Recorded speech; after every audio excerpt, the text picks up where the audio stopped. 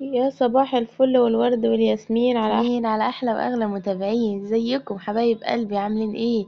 يا رب تكونوا بخير. اتمنى من كل قلبي ان انتوا تكونوا بخير، ويا رب تكونوا دايما في اتم صحة واتم عافية يا رب العالمين. معانا النهاردة روتين جامد جدا وخفيف في نفس الوقت، روتين كده يومي عادي زي اي حاجة بنعملها كل يوم.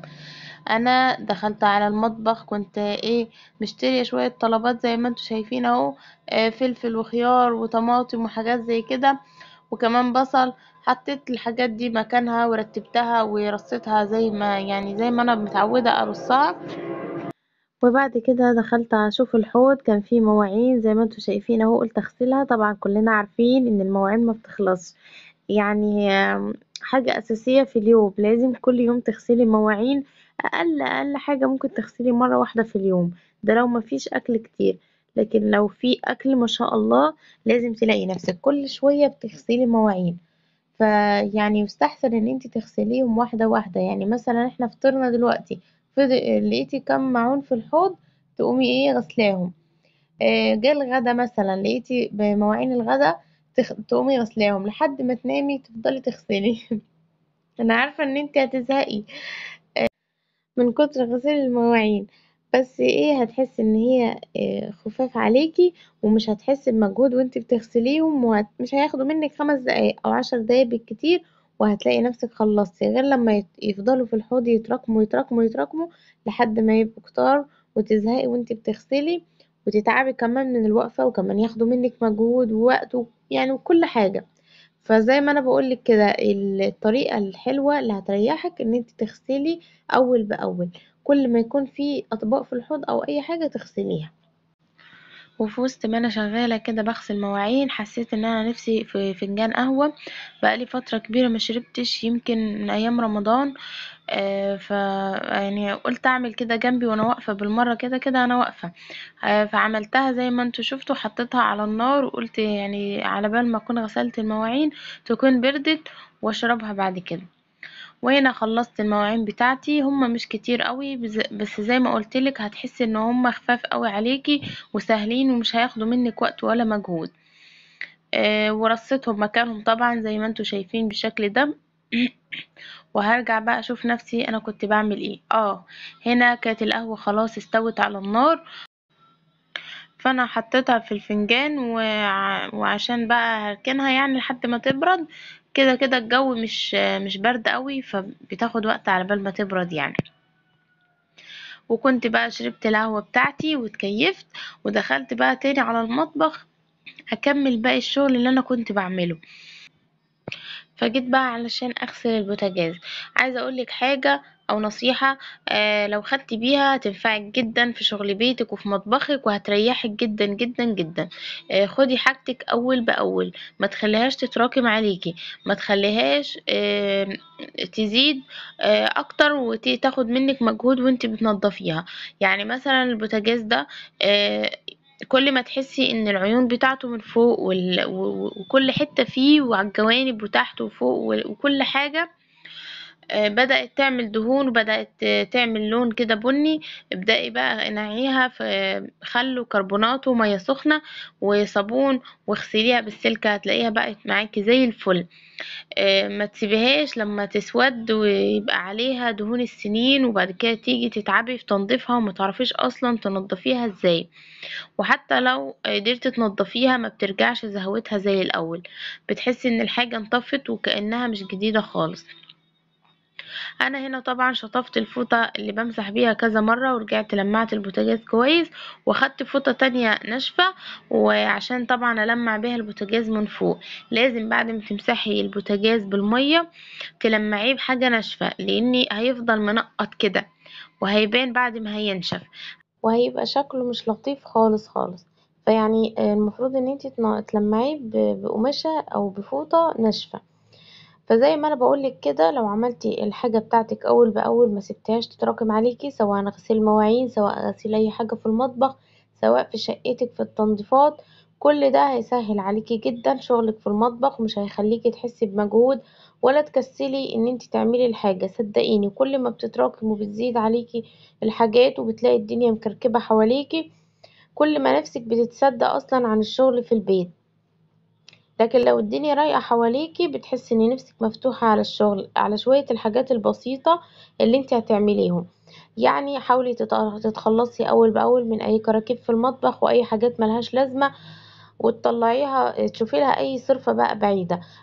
لو انت محتاجاها وبتستخدميها حاولي ترتبيها وتحطيها في ظرفة في الدولاب، ما تخليش عندك كركبة في جوانب المطبخ وحاجات متعلقة وحاجات مش عارف محطوطة فين. ما تخليش عندك غير الحاجات اللي انت بتستخدميها، زي اطقمة التوابل والحاجات طبعا الخلاط ومش عارف ايه، والحاجات الاساسية اللي موجودة معانا في المطبخ بنستخدمها ولازم تبقى قريبة على ايدينا، هي اللي بتخليها موجودة. وكمان بترصيها بشكل كويس، بتخليها مترتبة وبتمسحيها وتلمعيها وبتخليها دايما نظيفة، لان المطبخ ده اكتر مكان بيتوسخ، لان الدهون والاتربة مع بعض بيعملوا مشاكل. فتلاقي الحاجات لو اهملتيها يوم والتاني والتالت بتلاقيها خلاص ما يعني اتبهدلت. فحاولي تاخدي حاجتك اول باول عشان ترتاحي في شغل بيتك وما تحسيش بمجهود، وفي نفس الوقت مكانك يبقى متوضب باستمرار، مفيش غير الحاجات اللي هي اليومية اللي بتحصل فيه زي المواعين والحاجات دي، وبتبقى سهلة في الترتيب. خلاص انا لمعت الرخامة ولمعت الحاجات حواليا كلها ورجعت تاني للحوض بعد ما خلصت المواعين وشطبته. جابولي الفراخ، انا كنت موصياهم على فراخ الجماعة، جابولي فراخ وحطيتها عشان اغسلها. طبعا انا لازم اغسل الفراخ اول ما تيجي من عند الراجل، هو بيبقى منضفها زي ما انتوا شايفين كده، بس طبعا مش هينضفها زي ما انا هنضفها، فانا لازم بغسلها كويس قوي وانضفها من اي حاجات زايدة فيها واي ريش يكون فيها، وانقعها في خل وملح وسكر، وكمان اغسلها بالدقيق واغسلها بالجنزبيل لحد ما احس ان هي نطفت خالص وبقت زي الفل، وشيلها في الفريزر علشان لما اجي اطبخها بعد كده بطلعها بتبقى نظيفة ومش محتاجة غسيل. زي ما انتوا شفتوا كده انا قطعت الجوانب بتاعة الجناحة اللي في الطراطيف دي علشان بتعمل زفارة في الفراخ وملهاش لازمة اساسا، محدش بياكلها. وحطيت عليهم الرجول وحطيت عليهم الراس وهوديهم للقطط بتوع حماتي، يعني هي عندها قطط وكده فبتيجي تاخدهم من عندي. زي ما انتوا شايفين اهو انا هنضفها من الريش اللي فيها ومن اي حاجة ممكن تكون زيادة. لازم الفراخ تتنضف كويس علشان الزفارة، وتطلعي اي حاجة زيادة فيها من جوه، واي حاجة ممكن تعمل دم، ولو فيها عروق ولا فيها اي حاجة تحاولي تصفيها وتفضيها. انا غسلتها طبعا، مش مرضتش ان انا اصورها لان في ناس مش بتحب تشوف الحاجات دي، وكمان خدوا معايا وقت كبير فما حبيتش ان انا اطول عليكم الفيديو.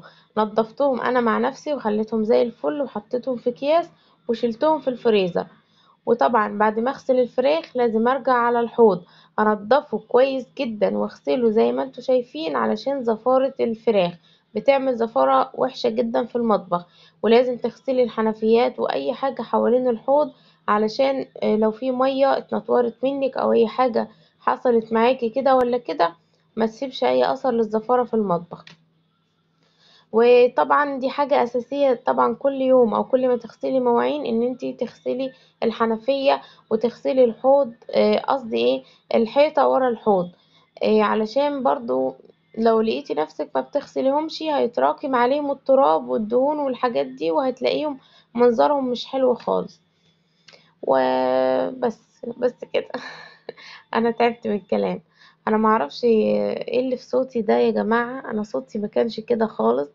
انا معرفش ايه اللي حصل فيه، معرفش من كتر صراخي مع اولادي ولا من الحالة النفسية والزعل والبكا ولا من ايه بالظبط، مش عارفة. يمكن انتم ملاحظين صوتي فيه حاجة مش طبيعية وانا مضايقاني جدا، معرفش ده حاجة في الاحبال الصوتية ولا ايه سببها بصراحة. المهم يعني هنعمل ايه، الحمد لله على كل حال. هشطف الصابون وهشطف الحاجات دي كلها علشان اروق يعني ايه اخلص بقى الحوض واخرج اشوف اي حاجة تانية ورايا هتتعمل. ما المصالح بقى ما بتخلصش، احنا نفضل اليوم كله شغالين لحد ما تحطي راسك على المخدة وتيجي تنامي وانتي شغالة. واصلا احنا بنعمل من هنا وولادنا بيوسخوا من هنا. يعني ارتب الصالة والاوض والشقة كلها وادخل على المطبخ على بال ما اخلص اللي ورايا في المطبخ اطلع الاقيهم بره قلبوا الدنيا. يعني العيال بصراحة متعبة جدا، ما بتبطلش ابدا، واحنا بقى زي النحلة كده شغالين وراهم طول النهار. اخيرا خلصت المطبخ ورتبته ونضفته زي ما انتوا شايفين اهو، والحمد لله على كل حال. وطلعت بقى على الصالة اشوف ولادي عملوا فيها ايه. شايفين المنظر؟ شايفين المخدات؟ انا بتعصبني جدا المخدات الواقعة دي، والشنط بتاعتهم والالعاب والمشاية بتاعت نور، كل حاجة. بصوا منظر المخدات ده بيعصبني جدا، اول ما الاقي مخدة مايلة كده ولا كده بتنرفز. المهم بقى انا مضطرة اشيل وراهم، لاني لو قعدت اقول لهم شيلوا من هنا لبكرة هم هيشيلوا بس هيتعبوني يعني، فانا بختصر طبعا واشيل انا. واحيانا بتعندهم واقول لهم شيلوا الحاجات اللي انتوا عملتوها، وبخليهم غصب عنهم يشيلوها علشان يتعودوا، علشان يعرفوا ان كل حاجة ليها مكان. مثلا بعد ما يخلصوا لعب المفروض ان هم يلموا العابهم ويشيلوها، بعد ما يخلصوا كتابة او مذاكرة لازم يلموا شنطهم ويرتبوها. فيعني احيانا بخليهم هم يعملوا حاجتهم بنفسهم علشان يتعودوا، ما يتعودوش ان انا كل حاجة انا اللي بعملها. والعيل بيبقى اتكالي، فتلاقيه ايه، اتكل على امه بقى وما يعملش اي حاجة. فمش ما ينفعش كده بصراحة، انا لازم نعود ولادنا ان هم يعملوا معانا ويساعدونا ويشيلوا همنا، حتى لو مش هيعملوا معانا حاجة بس على الاقل ما يكركبوش ما يبهدلوش. فلازم يتعود الطفل ان اي حاجة يكركبها لازم يشيلها، ما ينفعش يتعود ان الام هي اللي بتعمل وهي اللي بتشيل وهي الخدامة بتاعته. حرام بصراحة يا جماعة، والله حرام، احنا بنتعب والله بنتعب. هما الرجالة بيشقوا وبيتعبوا طبعا ومتغربين عشان لقمة العيش، واللي مش متغرب يعني شقيان هنا برضو متبهدل وتعبان. بس بس على الأقل بيخلصوا شغل وبيروحوا بيناموا، ملهمش دعوة بالعيال، ملهمش دعوة بأي حاجة تانية. إنما احنا وظيفتنا كأم اللي هو وظيفة دايمة بدوام 24 ساعة ما بتخلصش. الحمد لله على كل حال، ربنا برضو بيدي الصحة على قد الحمل اللي احنا شايلينه، وبيدي الطاقة على قد الحمل. ربنا يقوينا ويعيننا يا رب ويساعدنا كأمهات ان احنا نقوم بواجباتنا تجاه بيتنا وتجاه ولادنا وتجاه أزواجنا، ويبارك لنا فيهم يا رب ويديهم الصحة والعافية ويعيننا يا رب عليهم، اللهم امين. خلصت بقى الشقة وقلت اطلع على البلكونة، كان عندي غسيل طبعا مغسول زي ما احنا ما بنقول دايما، برضو الغسيل ما بيخلصش. فقلت ايه اطلع انشره قبل المغرب ما يأذن، انا بحب انشر بالنهار او في المغرب زي كده، ما بحبش انشر بالليل. وكانت نور برضو نايمة، فقلت يعني فرصة انشر بقى بدل ما تصحى ما تخلينيش اعمل حاجة. وده كان اخر الفيديو، اتمنى اكون خفيفة عليكم ما اكونش تقيلة عليكم. ولو كان عجبك الفيديو واستفدت منه ما تنسيش تحطي لايك، وكمان اعملي اشتراك في القناة وفعلي زر الجرس على كلمة الكل علشان كل ما انزل فيديو يوصلك اشعار بيه. وان شاء الله اشوفكم على خير بفيديو جديد.